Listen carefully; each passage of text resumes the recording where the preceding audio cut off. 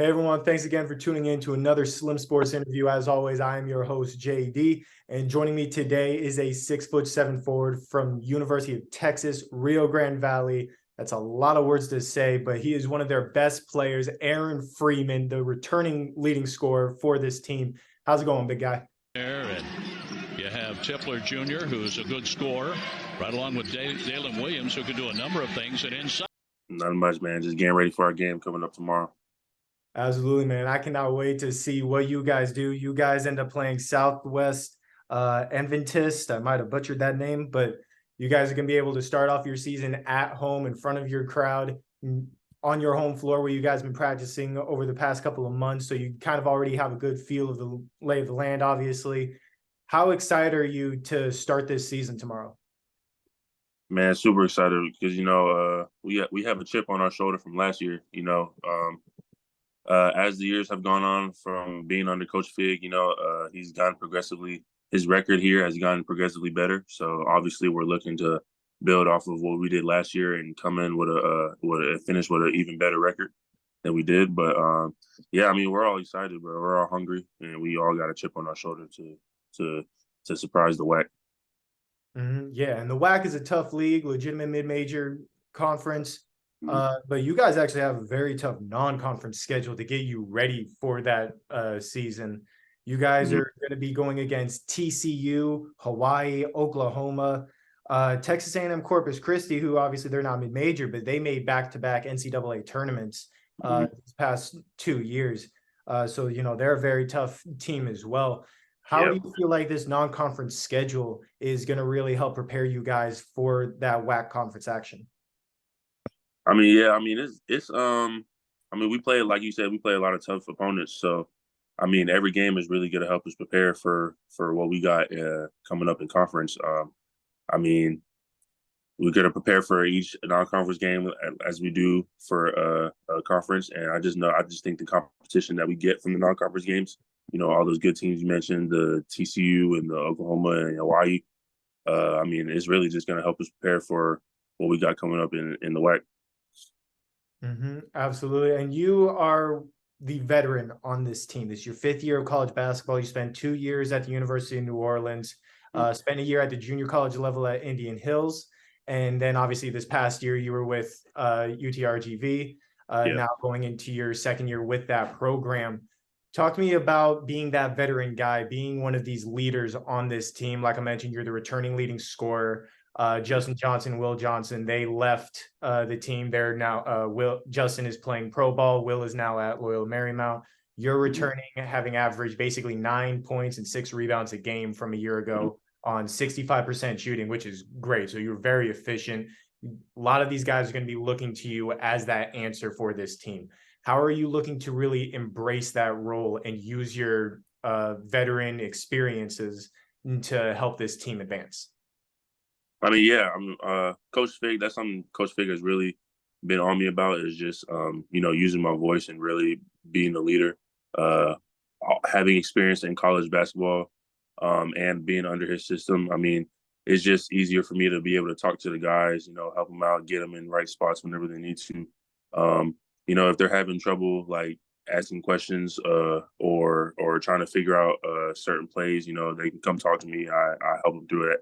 So, I mean, it's good being a 5th-year veteran just because you have 4 years of experience of D1 basketball or 2 years of experience of D1 basketball, a year of JUCO, and then my other 2 years here. So, I mean, it's all of that experience playing in college for this long it helps in the long run. Absolutely. And I know from experience having worked with players, one of your teammates, CJ Jackson, who I was with at FSW, he kind of has a similar background as you as far as like being a Division I transfer to the junior college level and then going back to Division I.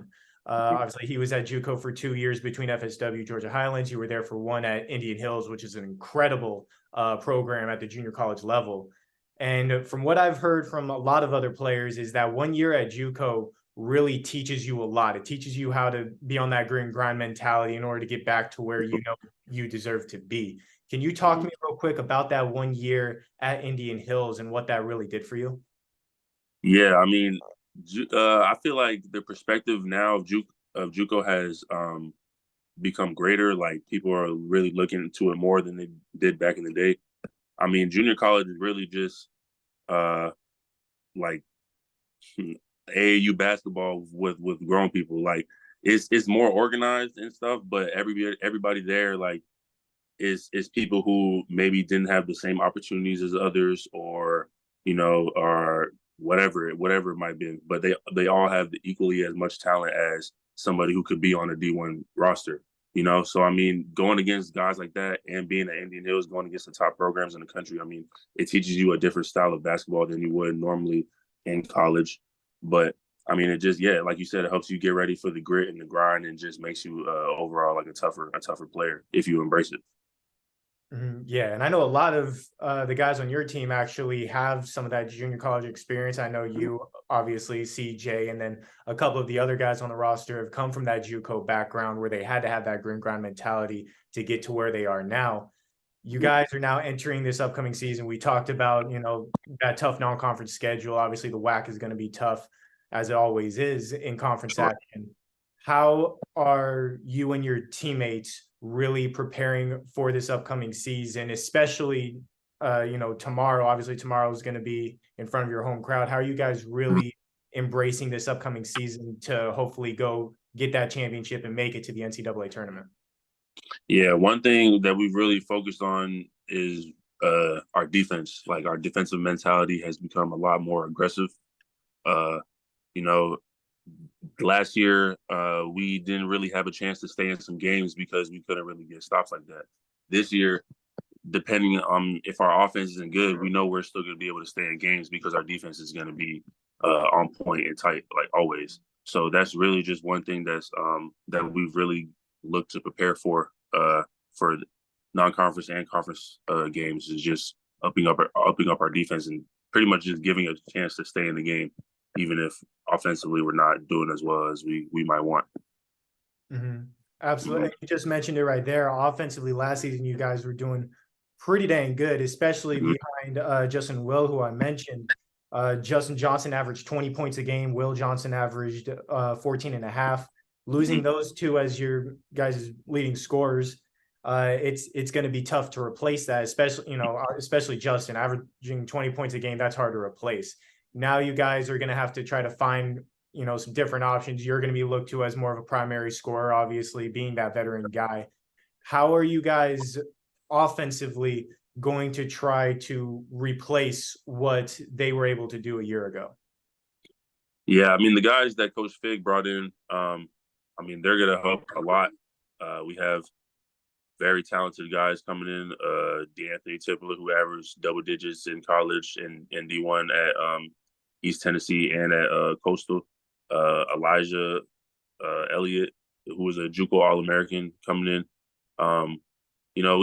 Hassan, who's from CSI, came in from JUCO. I mean, we have a lot of guys who are going to help us offensively.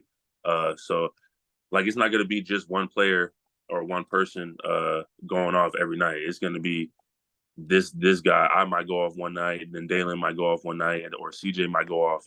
So it's going to be a different rotation of guys who have their moments, especially the way our offense is run. Absolutely. And you just said it right there. There's going to be some nights where you go off. Obviously, what role is expected of you. Your coach has helped you realize that. What your strengths are, your weaknesses are, and how you can really help this team succeed.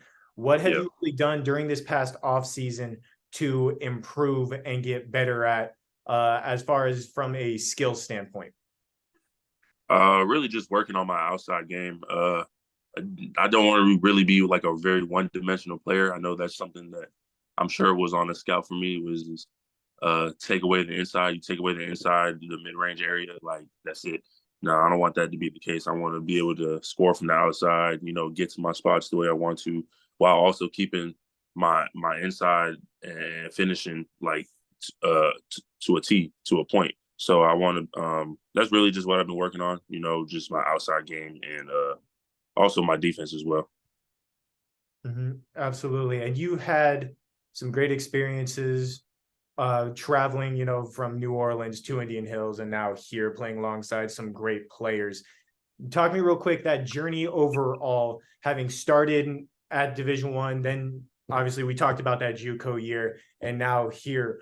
What has been the biggest lessons that you have learned throughout those 3 stops? Really just being able to look in the mirror and really figuring out who you are as a person and as a player on the court. You know, one of the hardest things for me was pretty much after my sophomore year of Division I at New Orleans, when I went to the transfer portal. I mean, I didn't really have anybody looking at me, and the JUCO route was the route that I was going to, which wasn't the route that I expected. You know, so that was one of the things that I had to learn, just be able to look at myself and really just figure out, all right, what am I doing wrong, and what do I have to do to fix this to be able to succeed at this spot, and to keep building on what I did. So, I mean, yeah, that was really just one of the biggest lessons for sure throughout all those years. And it wasn't just that year; like it's been after JUCO, this upcoming season. Like it's the same mentality. What do I have to do to prepare myself or to get myself better for what I got upcoming?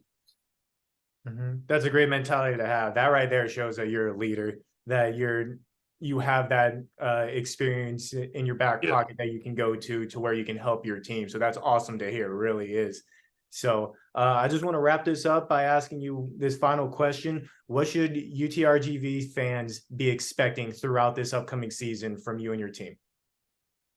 Man, just expect a team with a killer mentality. You know, we're going to be trying to put on a show every night. We're going to try to play a lot of fast basketball, a lot of entertaining basketball. So, I mean, it's going to be a fun one. We have a completely different mentality from last year.